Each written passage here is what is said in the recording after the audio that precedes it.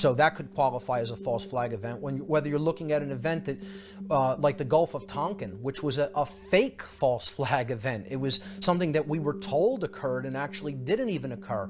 This has been called by some researchers, like David Icke, for example, as no problem reaction solution. You don't even have to have the actual physical event take place. You only need the perception of it to take place. In retaliation for this unprovoked attack on the high seas, our forces have struck the bases used by the North Vietnamese patrol craft. In many cases, these individuals who plan these events, they're playing chess while we're not even playing checkers yet. You know, we have to understand what they're doing. The event isn't as important as the underlying psychology that the event is done to elicit. And until we understand that pattern, we're not going to be streetwise to the technique. In the event of a further attack upon our vessels in international waters, we are to respond with the objective of destroying the attackers. Look at those Vietnamese, man, up in north. We better stop them right away. If we don't stop those communist North Vietnamese, they're going to take over South Vietnam, then Thailand, then Laos, and then Cambodia. And before you know it, those dominoes will be falling until they hit the shores of California. Now, you could say I sound like a lunatic for saying something so stupid. But that's what was being said back then, and I know firsthand because I was prime draft age of that time. These guys are professionals at it, and they know how to take advantage of it. And, of course, one of the most horrible ones in our lifetime was in August of '64 when Lyndon Johnson faked the Gulf of Tonkin. In 1964, Congress passed the Tonkin Gulf Resolution, authorizing President Lyndon Johnson to escalate the Vietnam War, to which he committed hundreds of thousands of troops. The justification given for the resolution was two alleged attacks on U.S. destroyers by Vietnamese torpedo boats in the Tonkin Gulf, August 2nd and August 4th, 1964. Johnson described the first attack as an unprovoked assault against a routine patrol. Actually, the destroyer was supporting a South Vietnamese military operation against the North. The second attack never occurred. Admiral James Stockdale, recipient of the Congressional Medal of Honor, was then a pilot stationed in the Tonkin Gulf. Later shot down, he spent 7 years in a POW camp. After returning home, he summarized his experiences in his book, In Love and War. Stockdale was called to the scene of the alleged August 4th attack, but saw no Vietnamese boats during 1.5 hours of overflight. Well, I was over those destroyers for over an hour and a half, below 1,000 feet, lights off, watching everything they did. I could hear them chit-chatting on the radio, the Maddox and the Joy. They seemed to have some intermittent radar targets. I took it upon myself to get out there where they thought a boat was and try to kill it if they didn't. But it was fruitless. And I'd go down there and there was nothing. I felt it was a bad portent that we seemed to be under the control of a mindless Washington bureaucracy, vain enough to pick their own legitimacies regardless of the evidence. Today, very few people dispute that the Tonkin Gulf incident didn't take place. Later, it was revealed that the Tonkin Gulf Resolution was written before the alleged incident. The document was simply awaiting on an excuse to activate it. The whole Gulf of Tonkin incident, a lie by slimy little people like Robert McNamara and LBJ. And every one of those people knew it was a lie, and they sacrificed the lives of 60,000 American boys, destroyed the lives, limbs, and minds of hundreds of thousands of others, killed over 3 million Vietnamese, napalmed it, Agent Orange it on lives. They died in a just cause for defending freedom, and they will not have died in vain. The main justification currently given for the Iraq War, bringing freedom and democracy to the Iraqi people, was not the original reason presented. The next mushroom cloud you see, maybe one of Saddam Hussein's weapons. You remember that one?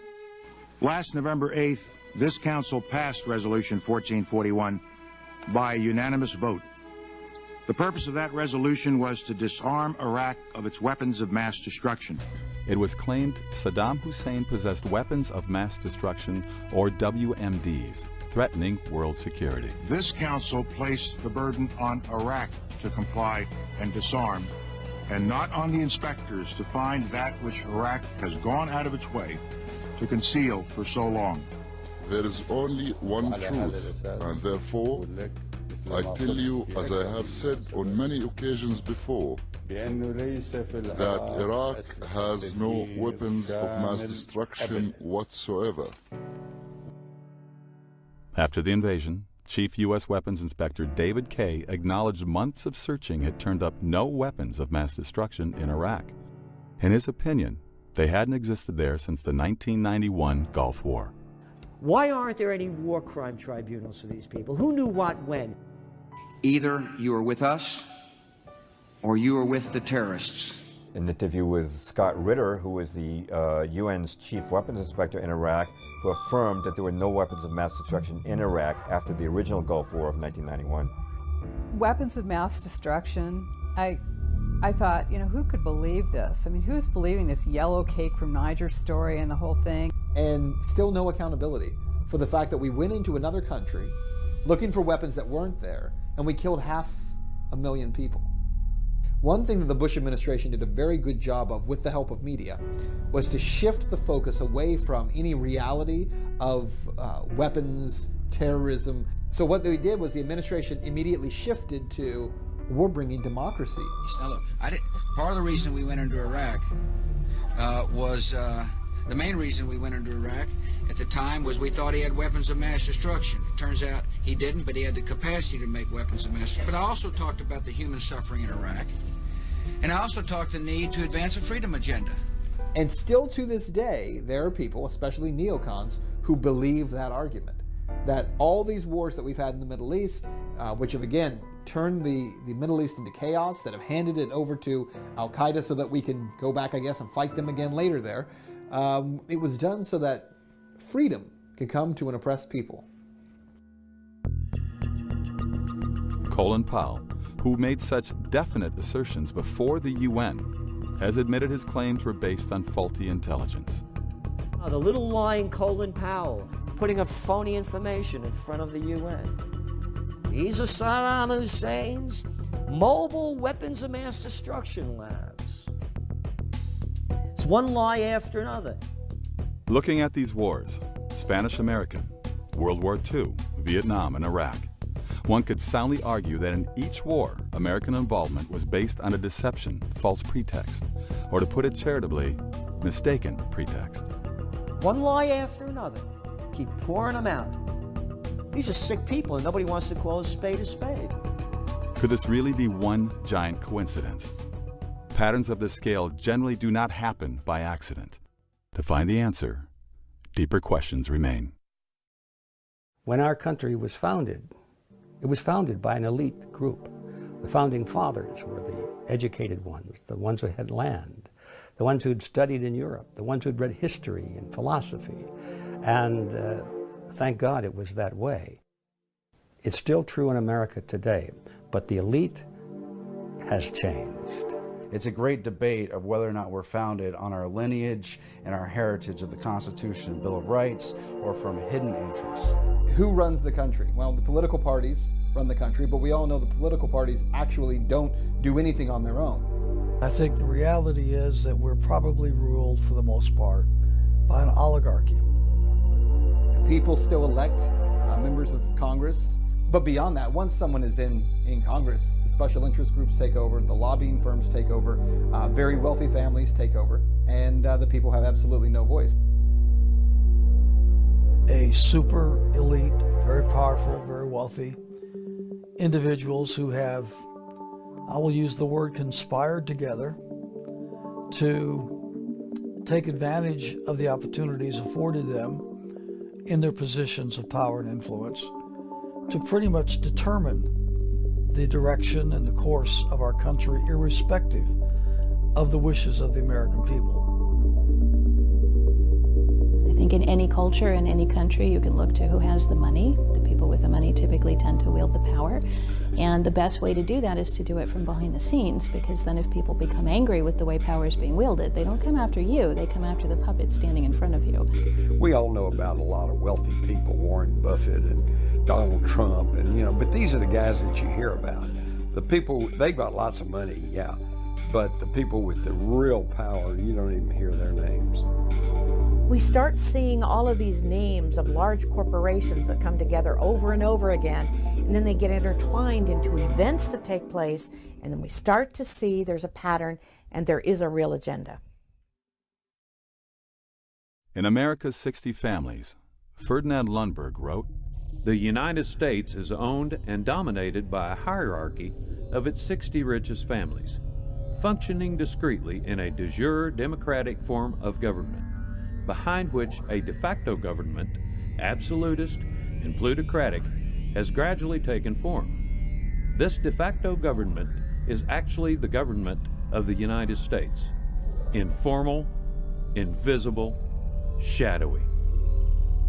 Among the 60 families Lundberg named were the Rockefellers, Morgans, Mellons, Vanderbilts, DuPonts, Astors, and Warburgs. Through inherited fortunes, they remained entrenched in power from one generation to the next. These families frequently acted in concert to pre-select presidential candidates of both Republican and Democratic parties, and, as Lundberg documented, acquired sweeping ownership of America's major newspapers. For the last several decades, let's admit, the powers that be have pretty much been the ones that have really made the decisions irrespective of the will of the American people. This power structure has been called the establishment. Syndicated columnist Edith Kermit Roosevelt, granddaughter of President Theodore Roosevelt, described it. Establishment is a general term for the power elite in international finance, business, and government, who wield most of the power regardless of who is in the White House. Most people are unaware of the existence of this legitimate mafia. Yet the power of the establishment makes itself felt from the professor who seeks a foundation grant to the candidate for a cabinet post or State Department job. It affects the nation's policies in almost every area. In America, in principle, power is supposed to belong to the people. Voting sustains the public perception that it retains power. However, the establishment has ways of getting around our electoral system. First, through their influence within the major parties as well as the media, they can usually predetermine the Democratic and Republican nominees for president. For years, I would tell people, if you don't go vote, you haven't got any right to gripe about what goes on because you're just not even part of the process. But I've quit saying that because now, even if you do go vote, in many instances, it doesn't really matter. Oh, and I love the baloney that they keep shoving out every election. If you don't vote, then you get what you deserve. No, if you vote, you get what you deserve. A lesser of two evils? What sick person would vote for a lesser of two evils? In 1976, Jimmy Carter was elected president. 7 months before the Democratic convention, the Gallup poll reported less than 4% of registered Democrats favored Carter for president. Outside Georgia, where he was governor, few people knew who he was. What happened? There's a new mood in America. We've been shaken by a tragic war abroad and by scandals and broken promises at home. Carter received a media blitz, including adulatory pieces in the New York Times and a Wall Street Journal editorial declaring him the best Democratic candidate. The TV networks inundated the public with his image.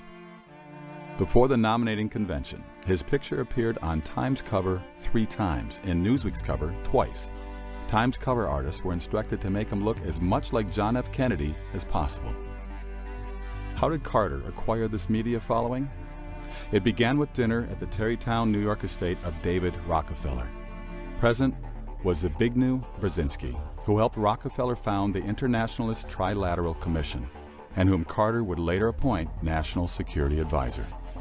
Senator Barry Goldwater said of this meeting, David Rockefeller and Zbigniew Brzezinski found Jimmy Carter to be their ideal candidate. They helped him win the nomination and the presidency, To accomplish this purpose, they mobilized the money power of the Wall Street bankers and the media controllers.